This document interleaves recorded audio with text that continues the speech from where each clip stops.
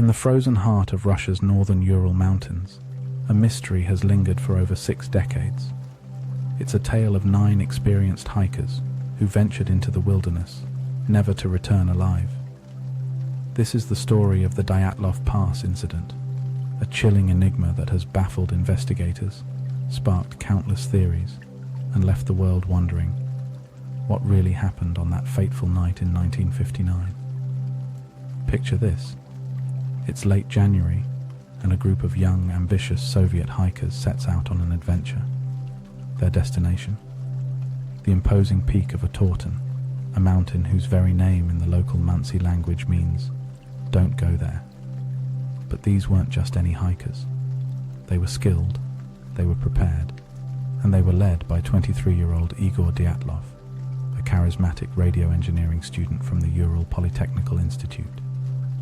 The group's spirits were high as they embarked on their journey. They sang songs, took photographs, and joked around, blissfully unaware of the horror that awaited them.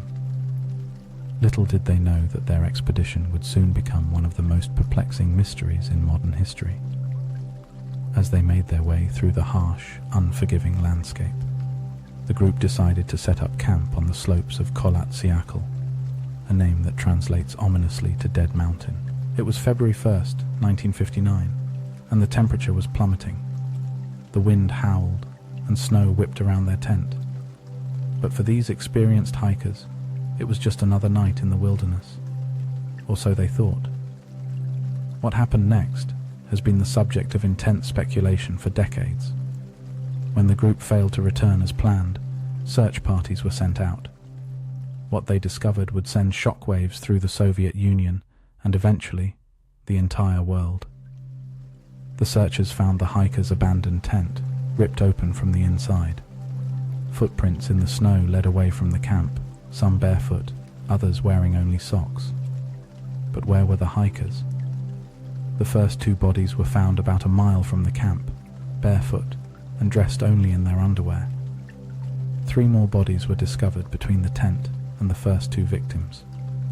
They appeared to have been trying to return to the camp, but it was the discovery of the remaining 4 bodies, 2 months later, that truly deepened the mystery. These victims were found in a ravine, better dressed than the others, but with catastrophic injuries. 1 had a fractured skull, 2 had major chest fractures, and perhaps most disturbingly, 1 was missing her tongue. The Soviet authorities were baffled. Their official conclusion? The hikers had died from a compelling natural force. But what force could compel 9 experienced outdoors people to flee their tent in the middle of a freezing night, barely dressed, to meet their deaths in the snow? Theories began to circulate. Some blamed it on an avalanche, despite the lack of evidence. Others pointed to hostile encounters with indigenous Mansi people, though no signs of a struggle were found.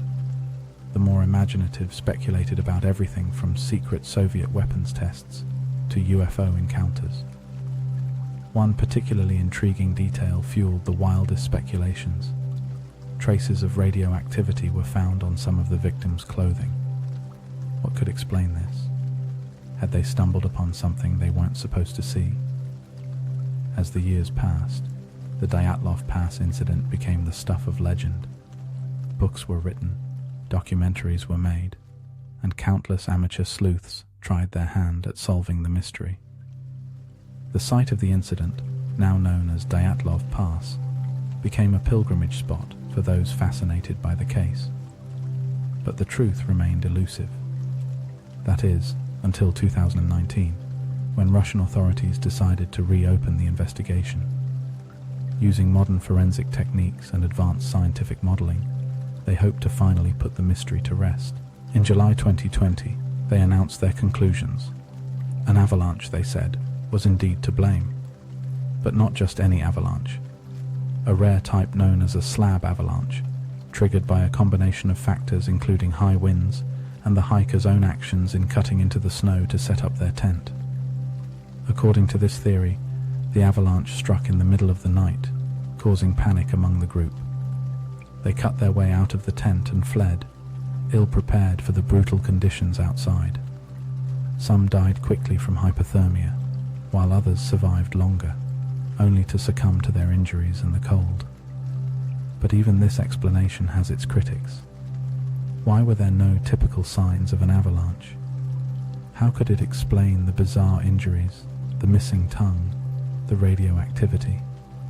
The debate rages on, and perhaps that's part of what makes the Dyatlov Pass incident so captivating. It's a perfect storm of compelling elements: young lives cut tragically short, a hostile and unforgiving environment, inexplicable details, and the backdrop of Cold War secrecy. In the end, the Dyatlov Pass incident remains a chilling reminder of nature's power and the limits of human understanding. It's a story that continues to fascinate and terrify in equal measure, a mystery that may never be fully solved.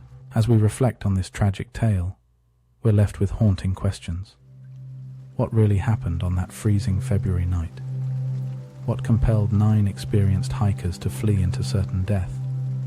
And perhaps most chillingly, could it happen again? The Dyatlov Pass incident serves as a stark reminder of the thin line between adventure and disaster, between the known and the unknown.